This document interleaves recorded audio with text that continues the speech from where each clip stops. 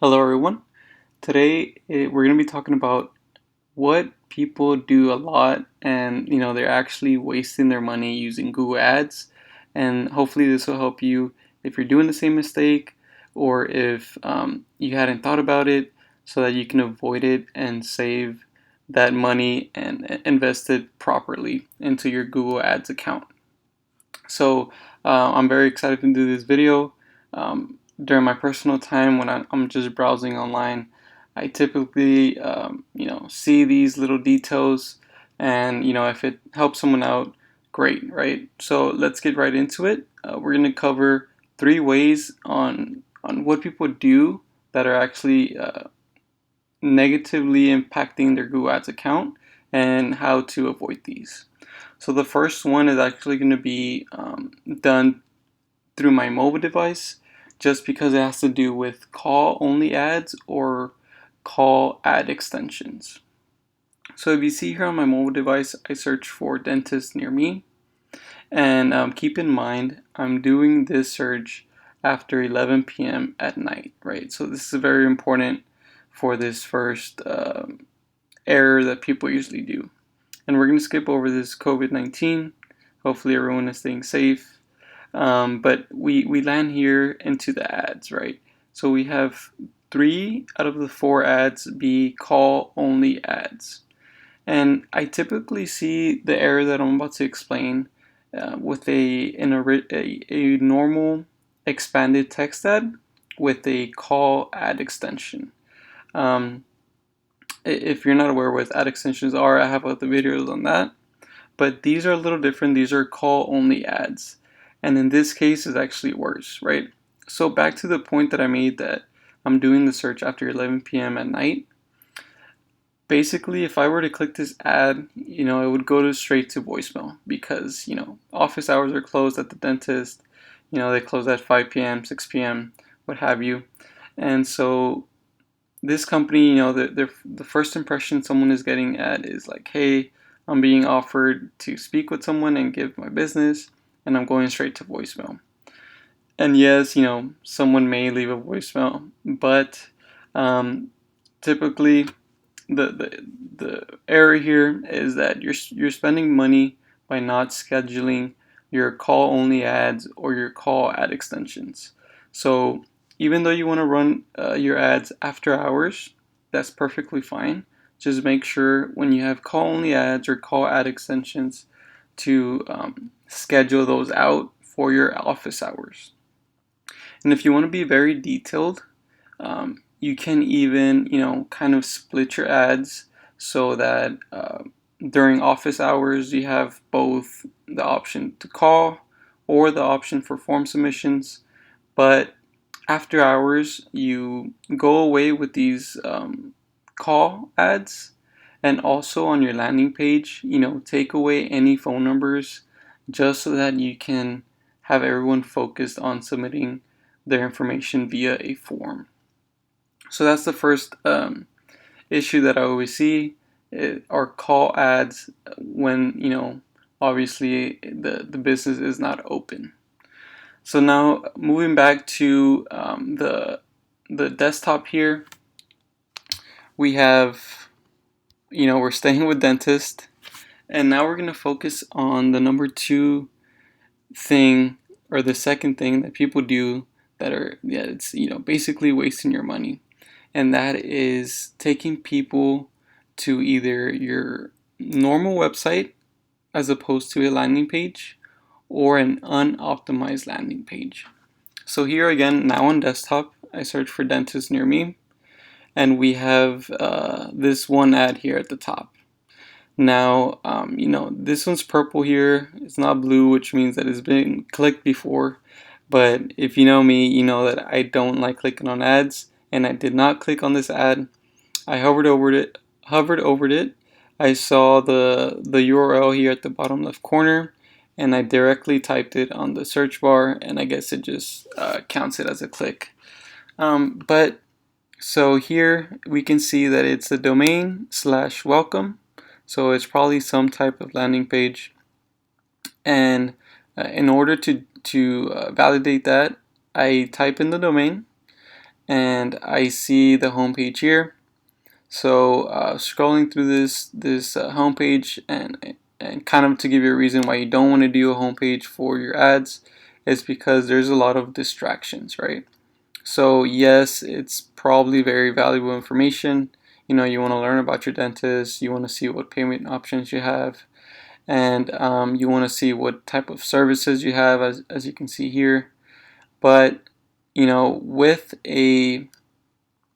with running ads and having landing pages, you want to get the information of the potential customer as fast as possible.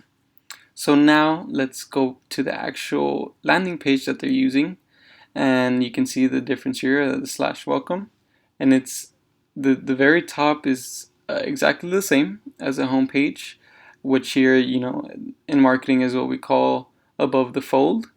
And where this name came from is from back in the old days, with newspapers. You have your newspaper folded, but you always see the headline before you fold it, right? So if you want to learn more about that headline, then you fold your newspaper. So this is what this is where it came from.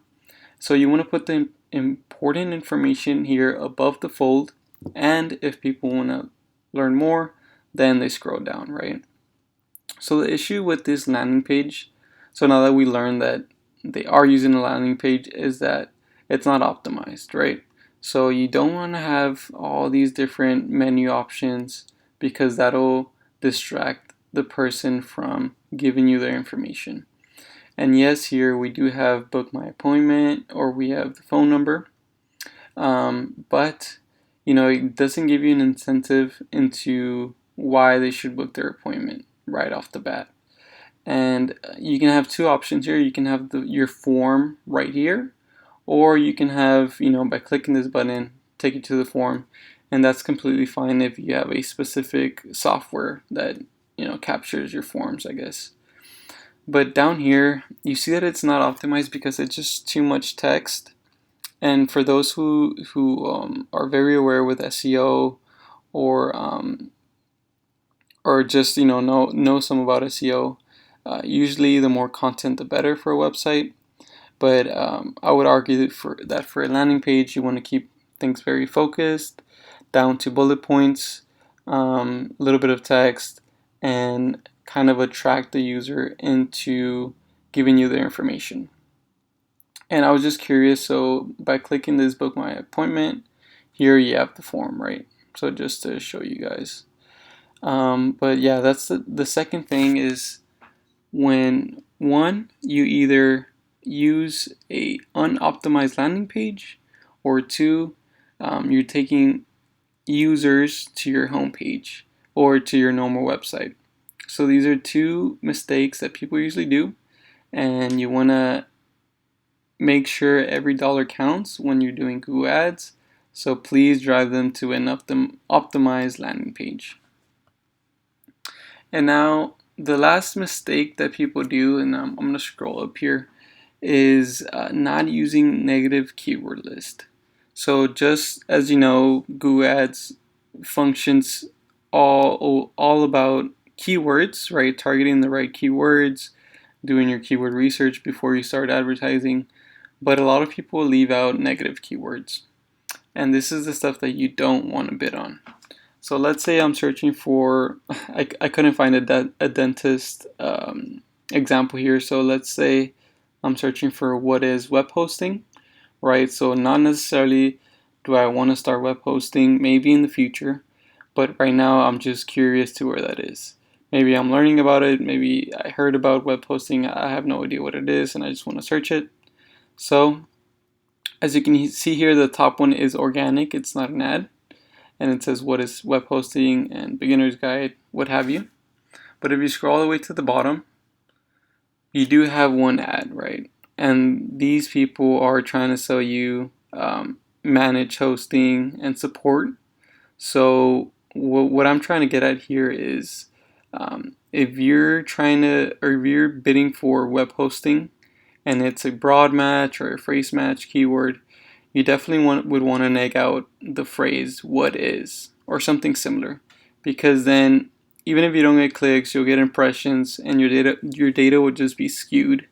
But knowing how people click everything on Google, you'll have some people clicking on your ad, wanting to learn what is web hosting and not necessarily having them buying something from you, right?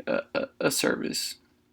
So just to recap, 3 mistakes that I see people doing that are wasting their money on Google Ads are: 1, not scheduling their call ads, right? You want to schedule these during office hours. 2nd, not using optimized landing pages. So people usually don't optimize their landing page if they're using one, or they take visitors straight to their normal website or their homepage, full of distractions. And the 3rd one, a mistake, is that you don't add negative keyword lists for keywords that you don't want to bid on, keywords that are not high intent and that are not gonna make you money. So those are the 3 things. Please like this video if you found it valuable. Subscribe to the channel, please. And let me know in the comments below if you have any questions on what I went over, or if you have ideas for other videos. Thank you, and we'll see you in the next one.